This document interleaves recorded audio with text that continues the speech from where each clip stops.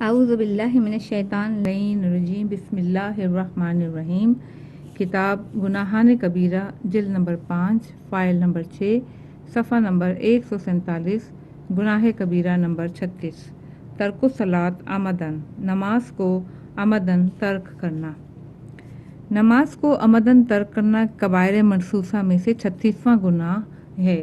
چنانچہ عبدالعظیم کے صحیفے میں امام محمد تقی، امام علی رضا، امام موسیٰ کاظم، امام جعفر صادق علیہم السلام سے اس کی تصریح کی گئی ہے۔ اسی طرح امیر المومنین علی علیہ السلام سے نقل کی گئی روایتوں میں بھی اس کے کبیرہ ہونے کی صراحت کی گئی ہے۔ چونکہ نماز کے واجب اسلام کے مسلمہ احکامات میں سے ہے، بس جو کوئی نماز کے وجوب کا انکار کرے، نماز نہ پڑھے تو وہ کافر اور دین اسلام سے خارج ہے، کیونکہ نماز کا انکار رسالت کا انکار ہے اور قرآن مجید کو تسلیم نہ کرنا ہے۔ ایسا شخص کافر ہے۔ اگر نماز کے وجوب کا منکر نہ ہو اور قرآن پاک اور خاتم الانبیاء صلی اللہ علیہ وآلہ وسلم کی رسالت کو حق مانتا ہو اور اعتقاد رکھتا ہو کہ نماز خداوند عالم کی طرف سے واجب کی گئی ہے، لیکن سستی اور لاپرواہی کی بنا پر ترک کرتا ہو، تو ایسا شخص فاسق ہے۔ صورت اول کے پیش نظر جو روایات تارک نماز کے کافر ہونے کے بارے میں وارد ہوئی ہیں وہ بہت زیادہ ہیں اور مضمون سب کا ایک ہی ہے۔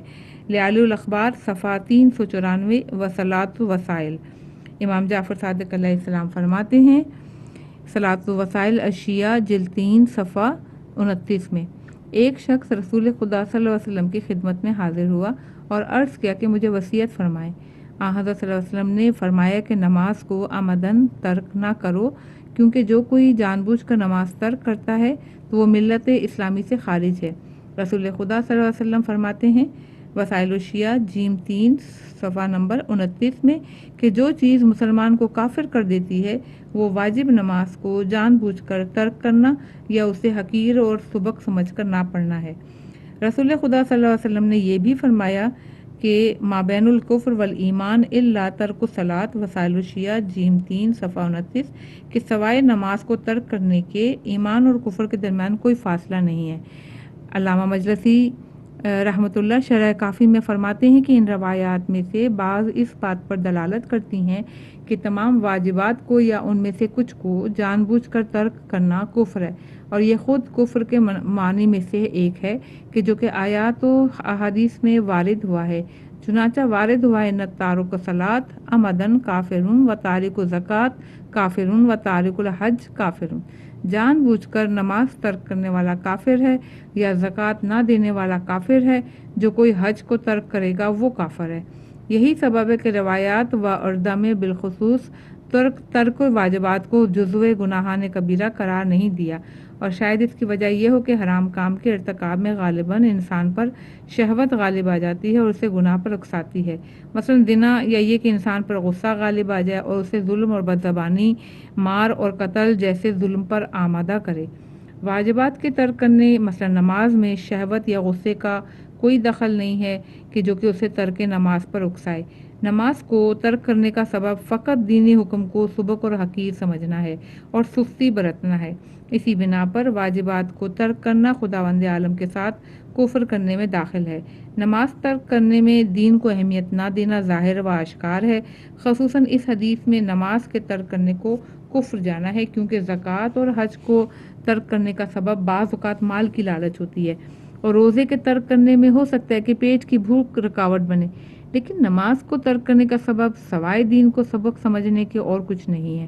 صدوق علیہ الرحمہ علل الشرائع میں نقل کرتے ہیں کہ امام جعفر صادق علیہ السلام سے پوچھا گیا کہ زنا کرنے والے اور شرابی کو کافر کیوں نہیں کہا جاتا جبکہ نماز ترک کرنے والے کو کافر کہا جاتا ہے؟ امام علیہ السلام نے فرمایا زنا وغیرہ شہوت کے غالب آنے کی وجہ سے ہوتے ہیں، و تارک الصلاۃ لا یترکها الا استخفافا بها، لیکن نماز ترک نہیں جاتی سوائے اس کے کہ اس کو حقیر سمجھا جائے، کیونکہ زنا کرنے والا زنا سے لذت حاصل کرتا ہے، اس لذت کو حاصل کرنے کے لیے وہ زنا کرتا ہے، لیکن نماز کو ترک کرنے والا ترک نماز سے کوئی لذت نہیں اٹھاتا۔ اس حدیث سے ظاہر ہوتا ہے کہ واجبات کا ترک کرنا اگر دین کو سبق سمجھنے کی بنا پر ہو تو یہ کفر ہے۔ پیغمبر اکرم صلی اللہ علیہ وسلم فرماتے ہیں لیس منا من استخف بصلاۃ، وہ ہم میں سے نہیں جو نماز کو حقیر سمجھے اور دوسری حدیث میں ہے کہ اسے ہماری شفاعت حاصل نہیں ہوگی، اور جو نشہ آور چیزیں استعمال کرتا ہو وہ ہم میں سے نہیں ہے۔ خدا کی قسم جو شراب پیتا ہو وہ حوض کوثر پر وارد نہیں ہو سکے گا۔ فروغ کافی جیم 3 صفحہ 271۔ اور امام جعفر صادق علیہ السلام نے وقت رحلت فرمایا۔ فروغ کافی جیم 3 صفحہ نمبر 241۔ حضرت ابو الحسن موسیٰ بن جعفر علیہ السلام سے مروی ہے کہ میرے والد بزرگوار نے وقت رحلت مجھ سے مخاطب ہو کر فرمایا کہ ہم اہل بیت کی شفاعت ایسے کسی شخص کو حاصل نہ ہوگی جو کہ نماز کو سبک سمجھتا ہو۔ صفحہ 153۔ کچھ بے عقل لوگوں کی غلط فہمی۔ بعض بے نمازیوں میں سے کچھ کو جب نصیحت کی جاتی ہے اور ان سے کہا جاتا ہے کہ نماز کیوں نہیں پڑھتے، تو وہ جواب میں کہتے ہیں کہ اللہ تعالیٰ ہماری نماز اور روزے کا محتاج نہیں۔ حالانکہ ان کا یہ جواب ایک شیطانی خیال ہے، یعنی ان کا نماز ترک کرنے کا سبب پروردگار عالم کی بے نیازی نہیں بلکہ صرف ان لوگوں کی جہالت کا سبب ہے، اور حقیقت امر یہ ہے کہ وہ خود اپنے آپ کو پروردگار عالم کا بندہ اور محتاج نہیں سمجھتے، اسی لیے اس سے بندگی کے رابطے کو توڑ لیا ہے، اور اس کے علاوہ اپنے آپ کو اس کے احسان اور نعمتوں میں گھرا ہوا نہیں سمجھتے، اس لیے انہوں نے شکر گزاری اور وظیفہ بندی کی ادائیگی کو ترک کر دیا ہے۔ دوسرے لفظوں میں ان کا نماز ترک کرنے کا سبب ان کی سختی اور سنگ دلی، ظلم اور زیادتی اور ہٹ درمی ہے، جیسا کہ خداوند عالم کے عدل کا تقاضا ہے کہ ہر چیز کو اس کے مناسب مقام پر رکھے، تو وہ نفوس جو غلیظ اور پتھر اور لوہے سے زیادہ سخت ہیں انہیں جہنم میں جگہ دے، اور ان کے برعکس جیسا کہ آیات اور روایات سے معلوم ہوتا ہے کہ وہ نیک اور صالح افراد جو اپنے پروردگار سے ڈرتے ہیں انہیں دارالسلام میں جگہ دے۔ صفحہ نمبر 154۔ قرآن مجید میں عذاب کا وعدہ۔ نماز ترک کرنا وہ گناہ ہے کہ جس کے بارے میں قرآن مجید میں عذاب کا وعدہ کیا ہے، چنانچہ خداوند عالم سورہ مدثر میں فرماتا ہے آیت نمبر 40 سے 46 تک کہ جنتی لوگ جہنمیوں سے پوچھ رہے ہوں گے آخر تمہیں دوزخ میں کون سی چیز گھسیٹ لائی؟ وہ لوگ کہیں گے ہم نہ تو نماز پڑھتے تھے، نہ محتاجوں کو کھانا کھلاتے تھے، واجبات صدقات کو ادا نہیں کرتے تھے، اور اہل باطل کے ساتھ ہم بھی برے کام میں گھس پڑے تھے اور روز جزا کو جھٹلایا کرتے تھے۔ سورہ قیامت میں خداوند عالم فرماتا ہے کافر یہ گمان کرتا ہے کہ وہ ہرگز اٹھایا نہ جائے گا، اس لیے وہ نہ پیغمبروں کی تصدیق کرتا ہے تاکہ کوئی ذمہ داری نہ آن پڑے، یا واجب صدقہ نہیں دیتا، اور نہ ہی مقام بندگی اور عبادت میں بڑھتا ہے، اور نہ ہی نماز گزار بنتا ہے بلکہ فرستادہ خدا کی تکذیب کرتا ہے اور حق پرستوں سے رودگردانی کرتا ہے، اور غرور و تکبر کے عالم میں اپنے گھر کی طرف اتراتا ہوا چلتا ہے۔ سورہ قیامت آیت نمبر 31-32۔ ان آیات میں منکرین ایمان اور کافروں کی بری صفات میں سے کچھ بیان کی گئی ہیں۔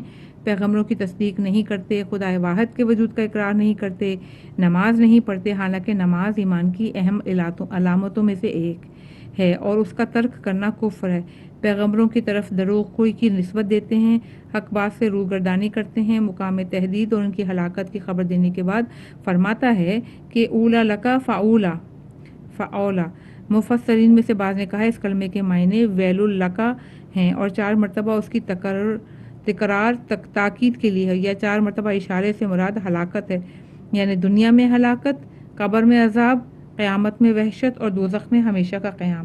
سورہ ماؤن میں فرماتا ہے فویل للمصلین الذین هم عن صلاتهم ساہون الذین هم یراؤون۔ سورہ ماؤن آیت نمبر 4 سے لے کے 6۔ ان نمازیوں کی تباہی ہے جو اپنی نماز سے غافل رہتے ہیں، جو دکھاوے کے واسطے کرتے ہیں، یعنی کیونکہ وہ اس کے ثواب پر اعتقاد نہیں رکھتے اور ترک نماز پر عذاب سے نہیں ڈرتے ہیں، یہ کہ ظاہراً تو نماز پڑھتے ہیں تاکہ انہیں مسلمانوں سے کوئی گزر نہ پہنچے، لیکن تنہائی میں نماز نہیں پڑھتے اور مستحقین کو زکوٰۃ نہیں دیتے۔ ویلون سخت عذاب ہے نماز میں غفلت کرنے والوں کے لیے۔ نماز جو کہ دین کا ستون ہے، اسلام و کفر کے درمیان سرحد ہے۔ ویل جہنم کے طبقات میں سے ایک طبقے کا نام ہے، یا اس میں موجود ایک کنویں کا نام ہے جو کہ عذاب کا کلمہ ہے، اس پر تنوین بڑائی کو ظاہر کرتی، یعنی کہ بڑا ہی عذاب۔ سورہ مریم میں اللہ تعالیٰ فرماتا ہے، سورہ مریم کی آیت نمبر 59، پھر ان پیغمبروں کے بعد کچھ ناخلف ان کے جانشین ہوئے جنہوں نے نمازوں کو ضائع کیا اور نفسانی خواہشات کے چیلے بن گئے۔ عنقریب ہی یہ لوگ غی میں پہنچیں گے۔ غی جہنم کی ایک وادی ہے جہاں پر جہنم کے دوسرے طبقوں سے زیادہ شدید ترین عذاب ہے، اور اہل جہنم اس کے عذاب سے خدا کی پناہ مانگتے ہیں۔ ابن عباس سے منقول ہے کہ اس میں ایسا سانپ ہے کہ جس کی لمبائی 60 سال اور چوڑائی 30 سال کے مسافت کے برابر ہے، اور جب سے وہ پیدا کیا گیا ہے وہ اپنے منہ فقط نماز کو ترک کرنے والے اور شرابی کو نگلنے کے لیے کھولتا ہے۔ سورہ روم میں اللہ تعالیٰ فرماتا ہے وَأَقِیمُوا الصَّلَاةَ وَلَا تَکُونُوا مِنَ الْمُشْرِکِینَ۔ سورہ روم آیت نمبر 31۔ پابندی سے نماز پڑھو اور مشرکین میں سے نہ ہو جاؤ۔ اس آیت میں اشارہ ہے کہ نماز ترک کرنے والا بت پرست اور مشرک کے ساتھ برابر ہے۔ نماز کی اہمیت کے بارے میں قرآن مجید کی آیات بہت زیادہ ہیں، لیکن جو کچھ تحریر کیا گیا وہی کافی ہے۔ صفحہ نمبر 157۔ ترک نماز پر 15 دنیاوی اور اخروی نتائج۔ رسول خدا صلی اللہ علیہ وسلم فرماتے ہیں جو اپنی نماز کو سبک سمجھتا ہو، اس کی انجام دہی میں سستی کرتا ہو، خدائے عزوجل اسے 15 بلاؤں میں مبتلا کرے گا، جن میں سے 6 دنیا سے متعلق ہیں اور 3 جان کنی کے عالم سے، اور 3 قبر سے، اور 3 روز قیامت سے متعلق ہیں۔ یعنی جب وہ اپنی قبر سے باہر آئے گا، وہ 6 بلائیں جو دنیا سے متعلق ہیں وہ یہ ہیں: خداوند عالم اس کی عمر کو کم کر دے گا، 2 اس کا رزق ختم کر دے گا، 3 نیک لوگوں کی علامتیں اس کے چہرے سے ختم کر دے گا، 4 جو بھی نیک کام کرے گا قبول نہیں ہوگا، اس کا کوئی اجر نہیں ملے گا، 5 اس کی دعا قبول نہیں ہوگی، 6 نیک لوگوں کی دعاؤں سے اس کے کوئی فائدہ نہیں پہنچے گا۔ اچھا، وہ 3 بلائیں جو موت کے وقت سے متعلق ہیں: 1 ذلت و خواری کی موت مرے گا، 2 بھوک کی حالت میں مرے گا، 3 پیاسا اور پیاس کی حالت میں اس طرح مرے گا کہ اگر دنیا کی نہروں کو بھی پی لے تو پھر بھی سیراب نہیں ہوگا۔ اور وہ 3 بلائیں جو قبر میں اس تک پہنچیں گی وہ یہ ہیں: ایک فرشتے کو اس پر مقرر کیا جائے گا کہ اسے فشار دے اور سرزنش کرے، دوسرا اس کے قبر کو اس کے لیے تنگ کر دیا جائے گا، نمبر 3 اس کی قبر تاریک اور ہولناک ہوگی۔ اور قیامت سے متعلق 3 بلائیں یہ ہیں: 1 فرشتہ اسے حساب کے لیے اس طرح کھینچ رہا ہوگا جیسے کہ حساب کے مقام پر تمام لوگ اسے دیکھ رہے ہوں گے، 2 اس کے حساب میں سختی ہوگی، 3 خداوند عالم اس پر رحمت کی نظر نہیں کرے گا، اسے پاکیزہ نہیں کرے گا، اس کے لیے دردناک عذاب ہے۔ صفحہ نمبر 159۔ اہم ترین واجب الہی۔ حضرت امام جعفر صادق علیہ السلام فرماتے ہیں بحار الانوار جلد 18 صفحہ 52 میں، قیامت میں سب سے پہلے جس عمل کے بارے میں انسان سے باس پرس ہوگی وہ نماز ہے۔ اگر قبول ہو گئی تو دوسرے اعمال بھی قبول ہو جائیں گے، اگر رد کر دی گئی تو دوسرے اعمال بھی رد کر دیے جائیں گے۔ فروع کافی جیم 3 صفحہ نمبر 264۔ معاویہ ابن وہب نے امام جعفر صادق علیہ السلام سے پوچھا کہ وہ سب سے افضل عمل کہ جس کے سبب انسان اپنے رب کے قریب ہو سکے وہ کون سا ہے؟ آپ نے فرمایا خدا، نبی، امام کی معرفت کے بعد نماز سے افضل عمل نہیں جانتا۔ کیا تم نہیں دیکھتے کہ خدا کے صالح بندے حضرت عیسیٰ علیہ السلام نے فرمایا جب تک میں زندہ ہوں خداوند عالم نے مجھے نماز پڑھنے اور زکوٰۃ دینے کا حکم دیا ہے۔ جناب رسول خدا صلی اللہ علیہ وسلم سے افضل اعمال کے بارے میں پوچھا گیا تو آپ صلی اللہ علیہ وسلم نے فرمایا تمام اعمال میں سب سے بہتر عمل ایسی نماز ہے جسے اول وقت میں ادا کیا گیا ہو۔ حضرت امام محمد باقر علیہ السلام فرماتے ہیں بحار الانوار جلد 18 باب فضل الصلاۃ صفحہ 9 جیم جدید 82 صفحہ 218۔ نماز دین کا ستون ہے۔ نماز خیمے کی درمیانی لکڑی کی مانند ہے کہ جب تک وہ قائم رہے گا اور خیمے کی رسیاں اور کیلیں جمی رہیں گی، جب وہ لکڑی سیدھی نہ رہے یا ٹوٹ جائے تو کیلیں اور رسیاں بھی اپنی جگہ سے اکھڑ جاتی ہیں اور خیمہ گر جاتا ہے۔ اسی طرح ایمان اور تمام اعمال عبادات نماز سے وابستہ ہیں کہ اگر اسے یعنی نماز کو ترک کر دیا گیا تو سارے اعمال بھی ضائع ہو جاتے ہیں۔ امام جعفر صادق علیہ السلام اس آیت جو کوئی ایمان لانے کے بعد کافر ہو جائے اس کا عمل باطل ہے کی شرح میں فرماتے ہیں بحار الانوار جلد 18 جدید جلد 82۔ یہ آیت نماز کو بغیر کسی مرض اور مصیبت کے ترک کرنے سے متعلق ہے، یعنی وہ مرض اور مصیبت جو نماز کو فراموش کرنے کا سبب بن جائے۔ حضرت امام محمد باقر علیہ السلام فرماتے ہیں بحار الانوار جلد 111 آخر باب فضل الصلاۃ و عقاب تارکھا صفحہ نمبر 14۔ دین اسلام کی بنیاد 5 چیزوں پر رکھی گئی ہے: نماز، زکوٰۃ، حج، روزہ اور ولایت۔ ذرارہ نے پوچھا کہ کون سی افضل ہے تو امام علیہ السلام نے فرمایا ولایت، کیونکہ ولایت آل محمد علیہ السلام باقی مانندہ کی چابی کے مانند ہے، اور ولایت کے بعد نماز سب سے افضل ہے کیونکہ رسول خدا صلی اللہ علیہ وسلم نے فرمایا کہ الصلاۃ عمود دینکم، نماز تمہارے لیے دین کا ستون ہے۔ پیغمبر اکرم صلی اللہ علیہ وسلم فرماتے ہیں جب قیامت برپا ہوگی تو بچھو کے جنس کا ایک جانور دوزخ سے باہر آئے گا، اس کا سر 7ویں آسمان پر اور دم زمین کے نیچے ہوگی، اس کا منہ مشرق سے مغرب تک ہوگا، کہے گا کہاں ہیں وہ لوگ جو خدا اور اس کے رسول صلی اللہ علیہ وسلم سے جنگ کرتے تھے؟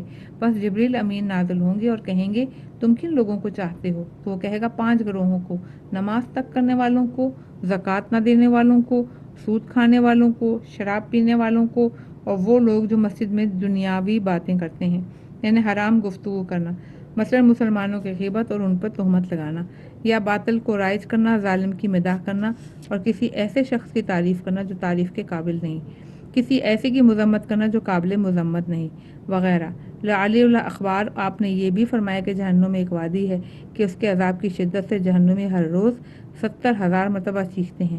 اس میں آگ کا ایک گھر ہے، اس گھر میں ایک آگ کا کنواں ہے، اس کنویں میں تابوت ہے کہ جس میں ایک سانپ ہے، اس کے 1000 سر ہیں، ہر سر میں 1000 منہ ہیں، ہر منہ میں 1000 ڈنگ ہے، ہر ڈنگ کی لمبائی 1000 گز ہے۔ انس نے کہا یا رسول اللہ صلی اللہ علیہ وسلم یہ عذاب کس کے لیے ہے؟ آپ نے فرمایا شراب پینے والے اور نماز ترک کرنے والے کے لیے۔ نماز ترک کرنے والے کے لیے شدید عذاب کی بہت سی روایات وارد ہوئی ہیں، لیکن یہی مقدار کافی ہے۔ صفحہ 163 نماز ترک کرنے والے کی مدد۔ بہت سی روایات میں بے نمازی کی مدد کرنے والے کے لیے سخت عذاب وارد ہوا ہے، جیسا کہ پیغمبر اکرم صلی اللہ علیہ وسلم فرماتے ہیں لعلی الاخبار جیم 4 صفحہ 51 جو کوئی نماز ترک کرنے والے کی خوراک یا لباس دے کر مدد کرے گا تو ایسا ہے کہ اس نے 70 انبیاء کو قتل کیا، ان میں سے اول آدم علیہ السلام اور آخر حضرت محمد مصطفیٰ صلی اللہ علیہ وسلم ہیں۔ آپ نے یہ بھی فرمایا لعلی الاخبار صفحہ 395 جو کوئی بے نمازی کو ایک گھونٹ پانی دے گا تو ایسا ہی ہے کہ اس نے میرے اور تمام انبیاء سے جنگ کی ہے۔ آپ نے یہ بھی فرمایا کہ جو کوئی بے نمازی کے ساتھ ہنسے تو گویا اس نے 70 مرتبہ خانہ کعبہ کو منہدم کیا ہے۔ لعلی الاخبار صفحہ 395 ظاہراً ایسی احادیث سے مراد یہ ہے کہ مدد و احسان کرنا ترک نماز میں جرأت کا سبب بنے۔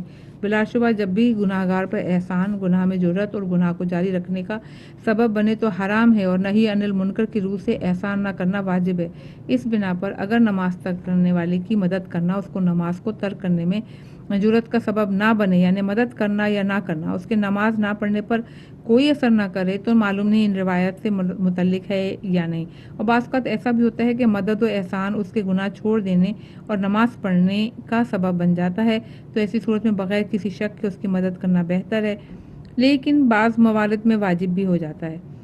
بلکہ نماز ترک کرنے کی کچھ قسمیں ہیں۔ صفحہ 164 نمبر 1 نماز کو بطور کلی انکار کرتے ہوئے ترک کرنا، یعنی نماز کو واجب الہی نہیں سمجھتا ہو اور اس کی انجام دہی کو اپنے لیے لازم نہیں جانتا ہو، جیسا کہ گزر چکا ہے، کیونکہ وہ دین کے امر ضروری کا منکر ہے اس لیے کافر ہو گیا۔ در حقیقت اس نے پیدا کرنے والے کی خدائی رسالت، خود خاتم الانبیاء صلی اللہ علیہ وسلم اور قرآن مجید کا انکار کیا ہے۔ یہ ایک ایسا شخص ہے جو ابدی عذاب سے دوچار ہوگا، اس کے لیے نجات کی کوئی راہ نہیں ہے۔ نمبر 2 نماز کو بطور کلی ترک کرنا، لیکن انکار کرتے ہوئے نہیں بلکہ آخرت کے کاموں سے لاپرواہی و بے اعتنائی اور نفسانی خواہشات اور دنیاوی امور میں مشغول ہونے کی بنا پر۔ ترک نماز کی یہ قسم فسق کی وجہ سبب ہے اور ایسا شخص گناہ کبیرہ کا مرتکب ہوا ہے۔ بعض آیات و روایت میں اس کا شدید عذاب ہے، جیسے کہ ذکر ہو چکا ہے۔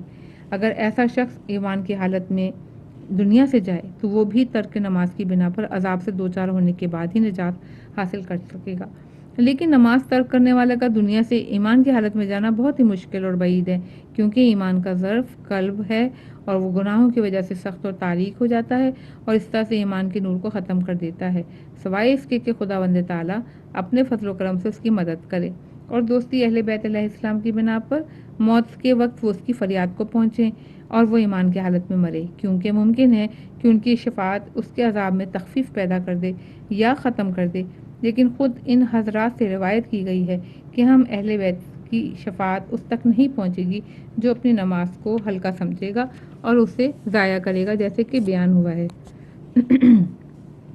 بعض اوقات نماز ترک کرنا یعنی ضعف ایمانی اور امور آخرت سے لاپرواہی کی بنا پر کبھی نماز پڑھتا ہے کبھی نہیں پڑھتا ہے، یا اوقات نماز کو اہمیت نہ دینے کی بنا پر اور اس خیال سے کہ بعد میں نماز ادا کرے گا، وقت فضیلت میں نماز ادا نہیں کرتا۔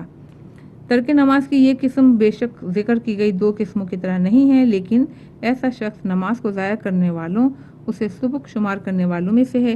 جو کچھ نماز کو ضائع کرنے والوں اور اسے حقیر سمجھنے والوں کے بارے میں وارد ہوا ہے اس کے لیے بھی ہے۔ ایسے شخص کے بارے میں خاص طور پر روایات وارد ہوئی ہیں۔ ایک روایت میں امام جعفر صادق علیہ السلام فرماتے ہیں، وسائل الشیعہ باب اول جلد 3 صفحہ 80۔ حضرت امام جعفر صادق علیہ السلام نے فرمایا، حضرت رسول خدا صلی اللہ علیہ وآلہ وسلم نے ارشاد فرمایا کہ جو کوئی واجب نماز کو وقت گزرنے کے بعد پڑھے تو وہ نماز تاریک اور وحشتناک حالت میں اوپر جاتی ہے اور اپنے پڑھنے والے سے کہتی ہے، تو نے مجھے ضائع کیا، خدا تجھے ضائع کرے جیسا کہ تو نے مجھے ضائع کیا۔ فرمایا جب بندہ بارگاہ خداوندی میں حاضر ہوتا ہے تو سب سے پہلی چیز جس کے بارے میں روز قیامت انسان سے سوال کیا جائے گا وہ نماز ہے۔ پس اگر نماز صحیح ہو تو باقی تمام اعمال صحیح ہیں، اگر نماز صحیح نہ ہو تو اس کے دوسرے اعمال بھی صحیح نہیں ہیں۔ اسی طرح رسول اکرم صلی اللہ علیہ وسلم فرماتے ہیں، لا ینال شفاعتی غدن من اخر الصلاۃ والمفروضہ بعد وقتها صلاۃ وسائل الشیعہ، حدیث 13 جیم 3 صفحہ 81۔ میری شفاعت اس شخص تک نہیں پہنچے گی جو واجب نماز میں داخل ہونے کے بعد تاخیر کرے یہاں تک کہ اس کا وقت گزر جائے۔ آپ نے یہ بھی فرمایا، وسائل شیعہ باب احادیث 12 جلد 3 اور صفحہ نمبر 81، جب تک انسان محتاط ہو اور دن رات کی 5 نمازوں کو وقت پر بجا لائے تو شیطان اس سے خوفزدہ رہتا ہے، اس کے قریب نہیں آتا۔ جب بھی ان نمازوں کو ضائع کرے گا تو شیطان اس پر حاوی ہو جائے گا اور اسے بڑے گناہوں میں ملوث کر دیتا ہے۔ امام محمد باقر علیہ السلام فرماتے ہیں، جو کوئی نماز واجب کو وقت پر پڑھے گا اگر وہ اس کی اہمیت کو سمجھتا ہو اور کسی چیز کو اس پر مقدم نہ کرے تو خداوند عالم اس کے لیے عذاب سے نجات لکھ دیتا ہے، یعنی اس پر عذاب نازل نہیں ہوگا۔ اور جو کوئی نماز کو اس کا وقت گزرنے کے بعد پڑھے اور امور دنیا کو نماز پر مقدم سمجھے تو اس کا فیصلہ خدا کے ہاتھ ہے، چاہے اسے بخش دے یا اسے عذاب دے، یعنی اس کے لیے قطعی نجات نہیں ہے۔ صفحہ 168۔ اول وقت میں نماز پڑھنے کی تاکید۔ روایات میں نماز کے اوقات کا لازماً خیال رکھنے اور اسے وقت پر بجا لانے کی بہت زیادہ تاکید کی گئی ہے تاکہ نماز کو اول وقت میں ادا کیا جائے اور بغیر کسی عذر کے اول وقت سے تاخیر نہیں کرنی چاہیے۔ ہمارے رہبروں نے سخت ترین حالات میں بھی نماز کی اول وقت میں ادائیگی کو ترک نہیں کیا۔ چنانچہ ارشاد القلوب میں روایت ہے کہ حضرت امیر المومنین علی علیہ السلام جنگ صفین میں ایک دن جنگ میں مشغول تھے۔ اس حالت میں بھی 2 صفوں کے درمیان بار بار آفتاب کی طرف دیکھ رہے تھے۔ ابن عباس رضی اللہ عنہ نے پوچھا، آپ آفتاب کو کیوں دیکھ رہے ہیں؟ امام علیہ السلام نے فرمایا کہ میں وقت زوال کو جو نماز ظہر کا اول وقت ہے جاننا چاہ رہا ہوں تاکہ نماز ادا کروں۔ ابن عباس رضی اللہ عنہ نے کہا، آیا اس جنگ کے وقت نماز پڑھنے کا وقت ہے؟ امام علیہ السلام نے فرمایا، ہم اس قوم سے کس لیے جنگ کر رہے ہیں؟ ہمارا ان سے جنگ کرنے کا مقصد ہی نماز کا قیام ہے۔ ابن عباس کہتے ہیں کہ حضرت صلی اللہ علیہ وسلم نے بھی کبھی بھی نماز شب کو ترک نہیں کیا، یہاں تک کہ لیلۃ الحریر یعنی جنگ صفین سخت ترین سردی کی راتوں میں بھی۔ مروی ہے کہ روز عاشور زوال کے وقت ابو ثمامہ سیاداوی حضرت سید الشہداء امام حسین علیہ السلام کی خدمت میں حاضر ہوئے اور عرض کیا، جلد دہم بحار الانوار لہو سید، اے میرے مولا، ہم یقیناً سب قتل کر دی جائیں گے اور نماز ظہر کا وقت ہو چکا ہے، بس نماز پڑھائیے، یعنی باجماعت نماز پڑھائیں۔ ہمارا خیال ہے کہ یہ ہماری آخری نماز ہوگی۔ امید کرتے ہیں کہ ہم اس عظیم مقام پر اللہ تعالیٰ کے فرائض میں سے ایک فریضہ ادا کرتے ہوئے اس سے ملاقات کریں گے۔ امام علیہ السلام نے سر کو آسمان کی طرف اٹھایا اور فرمانے لگے، تم نے نماز کو یاد کیا، خداوند عالم تمہیں نماز گزاروں میں شامل کرے۔ ہاں یہ تو نماز کا وقت ہے۔ فرمایا، اذان دو، خدا تم پر رحمت کرے۔ اور جب اذان سے فارغ ہوئے تو امام علیہ السلام نے فرمایا، اے پسر سعد، شریعت اسلامی کو بھول گئے ہو، آیا جنگ نہیں روکو گے کہ نماز ادا کریں، اس کے بعد جنگ کریں؟ بس امام علیہ السلام نے اپنے اصحاب کے ساتھ نماز خوف اس طرح ادا کی کہ زہیر بن کین اور سعید بن عبداللہ حنفی سید الشہداء امام حسین علیہ السلام کے سامنے کھڑے ہو گئے تھے، اور جس طرف سے بھی تیر یا نیزہ حضرت علیہ السلام کے تک پہنچتا خود کو ڈھال بنا لیتے، یہاں تک کہ 13 تیر سعید کے بدن میں نیزہ اور شمشیر کے زخموں کے علاوہ لگے، وہ زمین پر گرے اور دنیا سے رخصت ہو گئے۔ صفحہ 170 واجبات نماز میں سے کسی واجب کو ترک کرنا، یعنی نماز تو پڑھتا ہے لیکن اس طرح نہیں کہ جس طرح اس سے کہا گیا، درست نماز کی شرائط کی پرواہ نہیں کرتا، اسے کوئی اہمیت نہیں دیتا، مثلا نماز کو غصبی لباس یا مکان میں یا نجاست میں پڑھتا ہے، یا قرات اور واجب اذکار کو نہیں پڑھتا یا غلط پڑھتا ہے، اس کی تصحیح کی کوشش نہیں کرتا، قرات اور ذکر واجب کے وقت بدن کو ساکن نہیں رکھتا، اور ظاہر ہے کہ ایسا شخص نماز کو ضائع کرنے والوں اور نماز کو حقیر جاننے والوں میں سے ہے۔ جو کچھ نماز کو سبک شمار کرنے والوں کے بارے میں وارد ہوا ہے اس کے لیے بھی وہی ہے۔ امام محمد باقر علیہ السلام فرماتے ہیں کہ رسول خدا صلی اللہ علیہ وسلم مسجد میں تشریف فرماتے کہ ایک آدمی آیا اور نماز پڑھنے میں مشغول ہو گیا اور اپنی نماز کے رکوع سجود کو کاملاً ادا نہ کیا، یعنی ان میں سے ذکر واجب کو چھوڑ دیا یا صحیح نہیں پڑھا یا بدن کو ساکن نہیں رکھا اور اقوال و افعال میں اطمینان حاصل نہیں کیا، تو رسول اکرم صلی اللہ علیہ وسلم نے فرمایا یہ شخص اپنے سر کو زمین پر اس طرح رکھتا ہے جیسے کوا اپنی چونچ زمین پہ مارتا اور اٹھاتا ہے، اگر یہ اس طرح نماز پڑھتے ہوئے مر جائے تو میرے دین پہ نہیں مرے گا۔ وسائل باب 8 پیغمبر اکرم صلی اللہ علیہ وسلم فرماتے ہیں سروات المستدرک الوسائل باب 8 حدیث 18 چوروں میں سب سے بڑا چور وہ ہے جو اپنی نماز میں چوری کرے۔ کسی نے عرض کیا یا رسول اللہ صلی اللہ علیہ وسلم اپنی نماز میں کس طرح چوری ہو سکتی ہے؟ آپ نے فرمایا کہ وہ نماز کے رکوع سجود کو صحیح طرح انجام نہ دے۔ وسائل باب 8 حدیث 18 فرماتے ہیں کہ لا صلاۃ لمن لم یتم رکوعها و سجودها صلوات مستدرک الوسائل باب 8 حدیث 18 جو کوئی نماز کے رکوع سجود کو صحیح طرح ادا نہ کرے تو وہ ایسا ہے جیسے اس نے نماز ہی نہ پڑھی ہو۔ آپ نے یہ بھی فرمایا کہ جو کوئی نماز کے رکوع سجود اور دوسرے تمام واجبات کو صحیح انجام دے تو وہ نماز نورانیت اور درخشندی کی حالت میں اوپر جاتی ہے، آسمان کے دروازے اس کے لیے کھل جاتے ہیں۔ نماز کہتی ہے تم نے میری حفاظت کی، خدا تمہاری حفاظت کرے۔ ملائکہ کہتے ہیں خداوند تعالیٰ کی صلوات و رحمت ہو اس نماز پڑھنے والے پر۔ اگر واجبات نماز کو صحیح طرح ادا نہ کرے تو نماز تاریکی کی حالت میں اوپر جاتی ہے اور آسمان کے دروازے اس پر بند ہو جاتے ہیں۔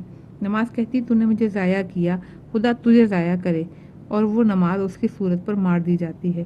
صلوات مستدرک الوسائل باب 8 حدیث 15 آپ نے یہ بھی فرمایا صلوات مستدرک الوسائل باب 6 حدیث 5 کہ ہر چیز کی ایک صورت ہوتی ہے جو کہ اس کے اجزائے بدن میں سے اعظم اور اشرف ہے، تمہارے دین کا چہرہ اور صورت نماز ہے، بس تم میں سے کوئی بھی اپنی نماز کو خراب اور بدنما نہ کرے جو کہ صورت بدن کی طرح دین کی صورت ہے۔ اس بارے میں بہت سی روایات ہیں مگر مطلب کی وضاحت کے لیے یہی کافی ہے کہ جو کوئی واجبات نماز میں سے کسی ایک واجب کو جو کہ نماز کے صحیح ہونے کے لیے ضروری ہے ترک کرے تو وہ شخص کے مانند ہے جو بالکل نماز نہیں پڑھتا۔ صفحہ 173 قبولیت نماز میں دوسری شرطیں بھی ہیں۔ جو کوئی نماز کو صحیح طرح پڑھے تو تارک و نماز نہیں ہے، اس کی ذمہ داری ساقط ہو جاتی ہے، اس کے لیے کوئی عذاب نہیں، لیکن اس نماز کے خداوند عالم کے بارگاہ میں قبول ہونے اور عظیم اجر و ثواب حاصل کرنے کے لیے دوسری شرائط بھی ہیں، جس میں سب سے اہم حضور قلب ہے۔ اگر کوئی نماز گزار شخص قبولیت کے شرائط کا خیال رکھے تو وہ ایسے بلند درجات و مقامات تک پہنچتا ہے کہ دوسرے کسی بھی عمل کے ذریعے وہ ان مقامات تک نہیں پہنچ سکتا۔ یہاں پر کچھ روایت بھی اکتفا کیا جاتا ہے کہ انشاءاللہ جن کا ذکر سود مند ہوگا۔ امام جعفر صادق علیہ السلام فرماتے ہیں اگر کوئی شخص 2 رکعت نماز اس طرح پڑھے کہ یہ جانتا ہو کہ وہ ان میں سے کیا کہہ رہا ہے تو جب وہ نماز سے فارغ ہوگا تو خداوند عالم اس کے تمام گناہ بخش دے گا۔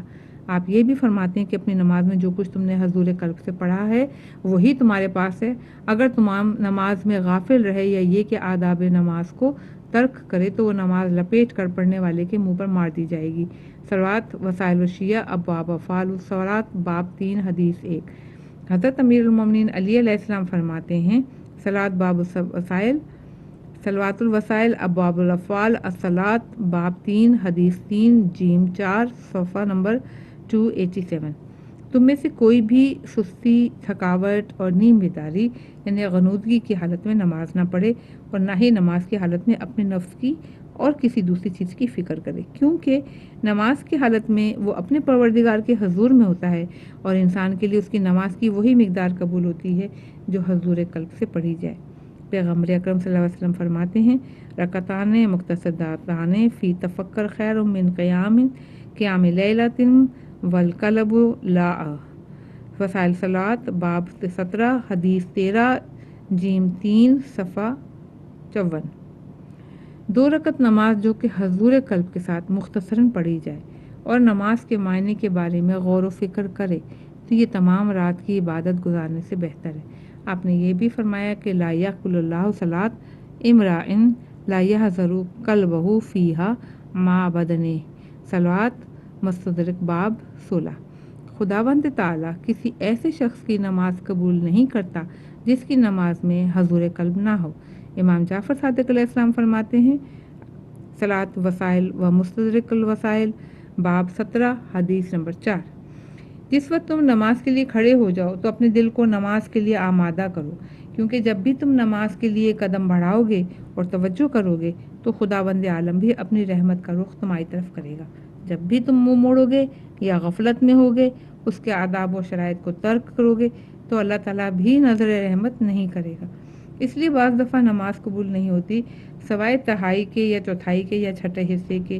جو نماز گزار کے حضور قلب کے مقدار کے برابر اور جو کوئی تمام نماز میں غافل رہے تو خداوند بزرگ و برتر اسے کوئی چیز مرحمت نہیں فرمائے گا۔ مرحوم نراقی علیہ الرحمہ کتاب معراج السعادہ میں فرماتے ہیں کہ نماز ایسا معجون الہی ہے کہ جو کہ بہت سے اجزاء سے مرکب ہے۔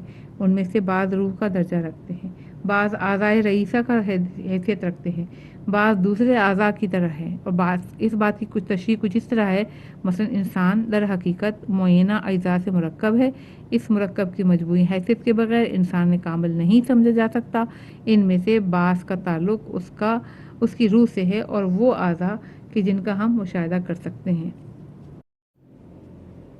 ان میں سے کچھ اندر ہیں کچھ باہر ہیں۔ یہ اعضاء مختلف ہیں۔ ان میں سے بعض ایسے ہیں کہ ان کے نہ ہونے یا زائل ہونے سے زندگی کا بھی خاتمہ ہو جاتا ہے، مثلا دل، جگر، سر وغیرہ، اور بعض ایسے ہیں کہ جن کے نہ ہونے سے انسان مرتا نہیں ہے لیکن ناقص ہو جاتا ہے، اسے انسان کی کاملیت زائل ہو جاتی ہے، مثلا ہاتھ، پیر، آنکھ، زبان وغیرہ، اور بعض دوسرے ایسے ہیں کہ جن کے ختم ہو جانے سے حسن ختم ہو جاتا ہے اور انسان بدصورت دکھائی دیتا ہے، مثلا بھویں، پلکیں، داڑھی، کان وغیرہ، اور بعض ایسے ہیں کہ جن کے نہ ہونے سے کمال حسن ختم ہو جاتا ہے، مثلا آنکھوں کا بڑا ہونا، بالوں کا سیاہ ہونا، چہرے کا گلابی ہونا۔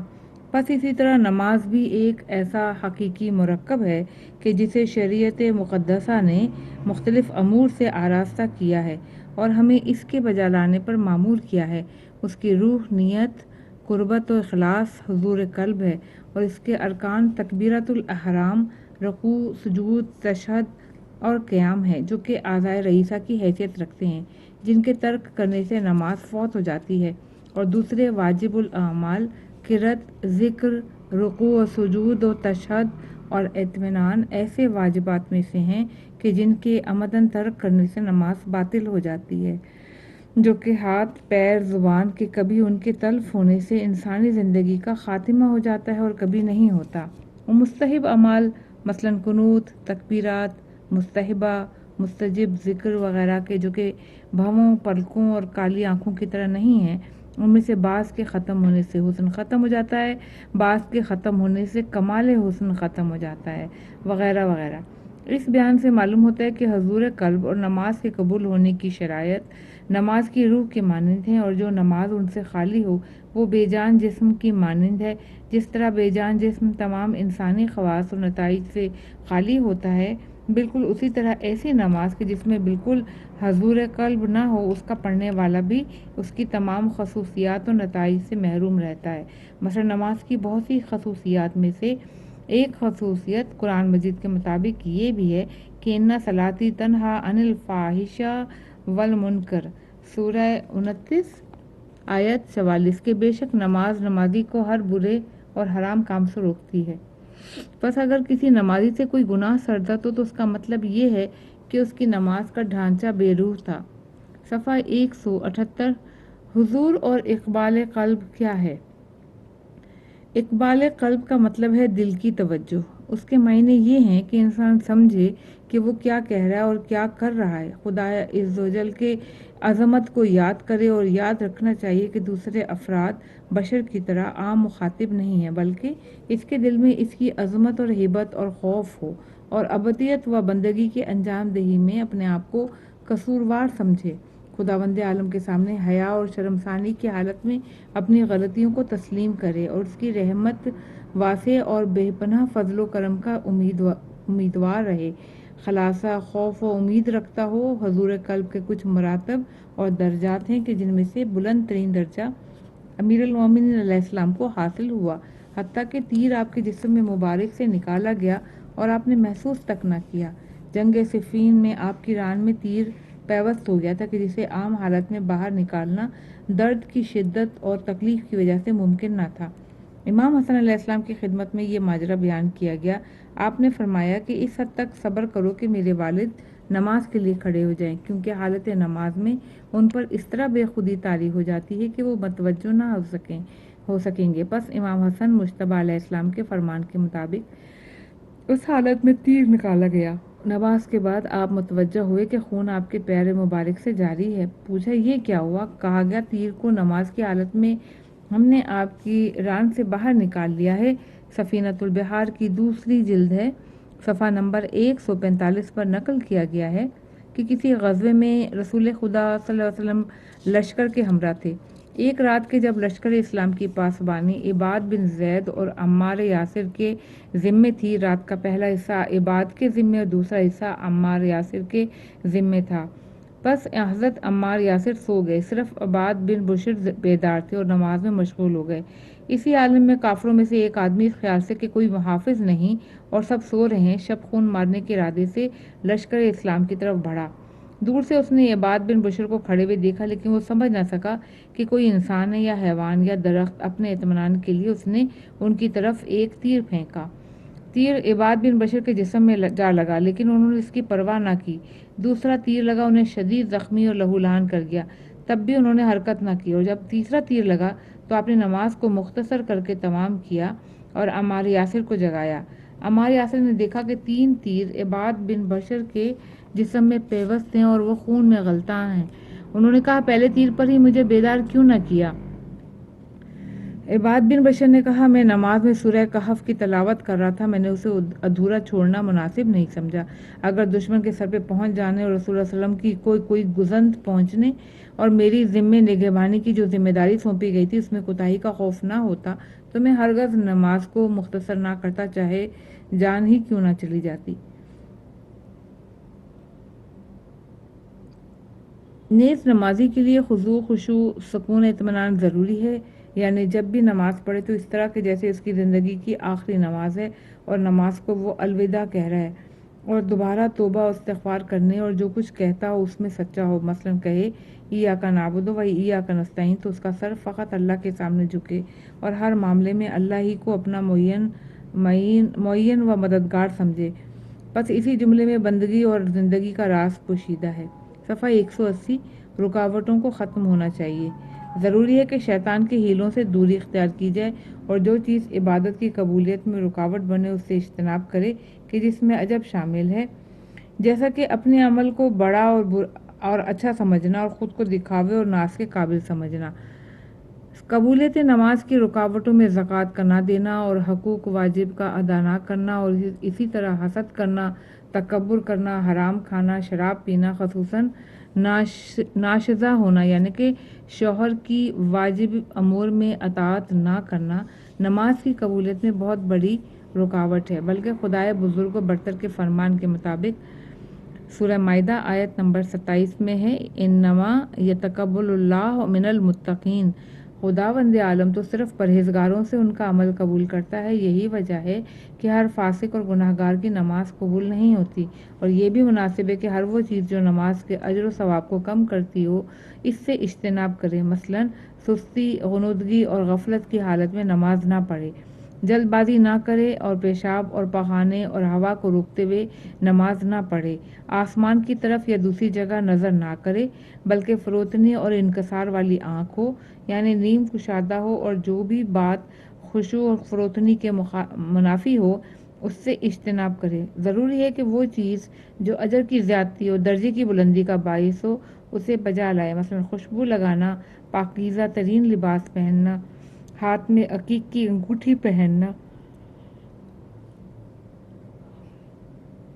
بالوں میں کنگھی کرنا، سجانا، دانتوں میں مسواک کرنا وغیرہ مستحبات ہیں۔ صفحہ نمبر 182 واجب نمازیں۔ واجب نمازیں 6 ہیں جس کی تفصیل حسب ذیل بیان کی جاتی ہے۔ نمبر 1، دن رات میں 5 نمازیں واجب ہیں جو 17 رکعت ہیں۔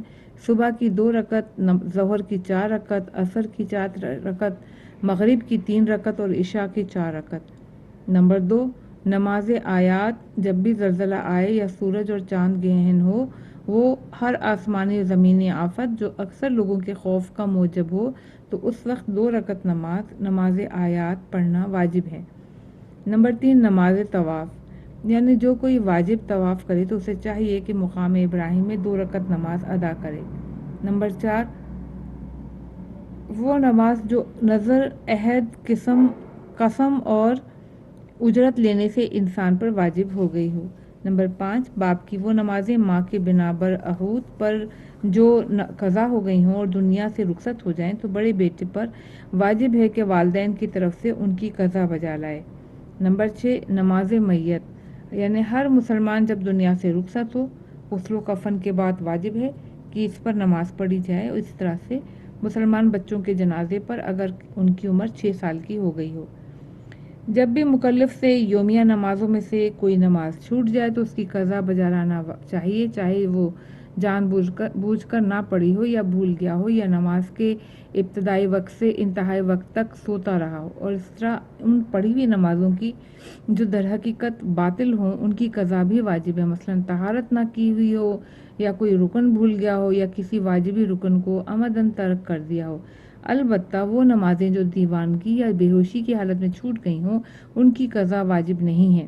اسی طرح وہ نمازیں جو کفر کی حالت میں نہیں پڑھیں تو مسلمان ہونے کے بعد ان کی قضا واجب نہیں ہے، جیسے عورت کے لیے لازم نہیں ہے کہ وہ نمازیں جو حیض یا نفاس کی حالت میں اس نے نہیں پڑھیں قضا کرے، لیکن وہ نماز جو شراب کے نشے کی حالت میں چھوٹ گئی ہو اس کی قضا واجب ہے۔ یومیہ نمازوں کے علاوہ دوسری واجب نمازیں جب بھی ترک ہوں تو ان کی قضا اس تفصیل کے ساتھ جو رسالہ عملیہ میں ذکر کی گئی ہے واجب ہے۔ صفحہ 183، فوت شدہ نماز کی قضا ضرور کرنی چاہیے۔ واجب نمازوں کی قضا میں سستی کرنا جائز نہیں، چنانچہ اگر قضا نمازوں میں سے کچھ اس کے ذمہ باقی ہیں تو واجب ہے کہ وصیت کرے کہ اس کے مرنے کے بعد ادا کی جائے۔ جب بھی وصیت کرے تو اس کے وصی پر واجب ہو جاتا ہے کہ اس کی بابت اس کے مال کے تیسرے حصے میں سے جو کچھ اس نے کہا ہے نماز اور روزے کے لیے اجرت دے، اور اگر وصیت نہ کی ہو اور کوئی مال نہ ہو کہ جس کے لیے وصیت کرے تو بڑے بیٹے پر واجب ہے کہ اس کی قضا نمازیں بجا لائے یا اجرت پر پڑھوائے۔ اگر بیٹا نہ ہو تو اگرچہ وصیت نہ کرنے کی صورت میں دوسرے ورثہ پر واجب نہیں، لیکن احتیاط یہ کہ دوسرے ورثہ بجا لائیں یا ہر ایک اپنے حصے کے مطابق اجرت پر پڑھوائے۔ مردوں کا ان اعمال خیر سے بہرہ مند ہونا کہ جو زندہ لوگ ان کی نیابت میں بجا لاتے ہیں، اسی طرح زندہ لوگوں کا مردوں کی قضائے واجبات کے بجا لانے سے مردے عذاب سے نجات پا جاتے ہیں۔ اس موضوع سے متعلق معتبر روایات اہل بیت علیہم السلام سے وارد ہوئی ہیں، اور در حقیقت یہ امر فضل رب الہی کے ابواب میں سے ایک باب ہے، اور یہ ان لوگوں کے لیے ہے کہ جو دنیا سے با ایمان رخصت ہوتے ہیں۔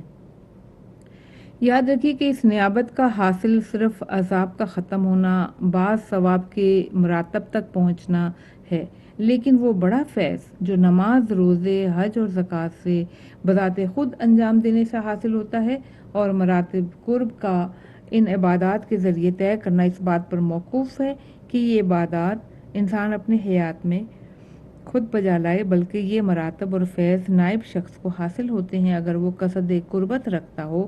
مختصراً عقل مند شخص کو واجبات کی ادائیگی میں سستی نہیں کرنا چاہیے، اس خیال سے کہ مرنے کے بعد ادا ہو جائیں گے، کیونکہ اول تو یہ معلوم ہی نہیں کہ اس کے بعد وارث اس کے ساتھ دل سوزی رکھتا ہو یا نہ، اور عمل کو صحیح طریقے سے کہ جس سے ذمہ داری ساقط ہو جائے انجام دے، یا نہ دوسرے اس ثواب سے کہ جو خود بجا لانے میں ہے محروم ہو جاتا ہے۔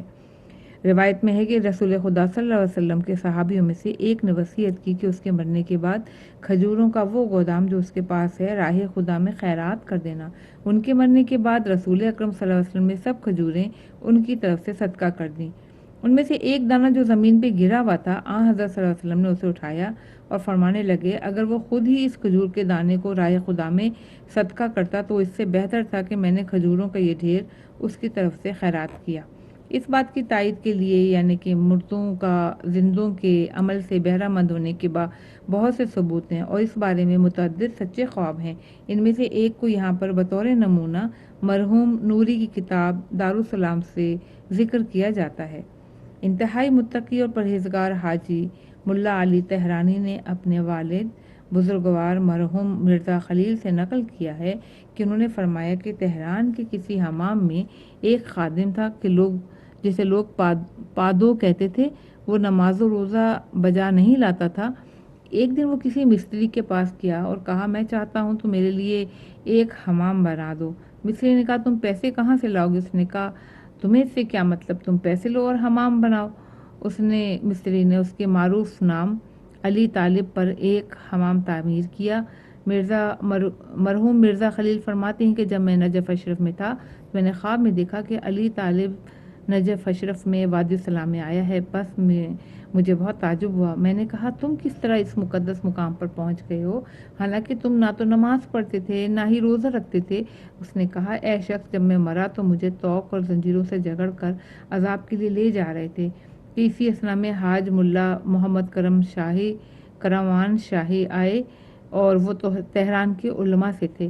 خداوند عالم انہیں جزائے خیر دے۔ انہوں نے فلاں آدمی کو نائب بنوایا کہ میرے لیے حج ادا کرے اور فلاں کو نماز و روزے کے لیے نائب بنایا اور میری طرف سے زکوٰۃ دی اور جن پر ظلم کیا تھا ان کے حقوق ادا کیے، یعنی کوئی چیز ایسی نہ چھوڑی جو میری طرف سے ادا نہ کی گئی ہو۔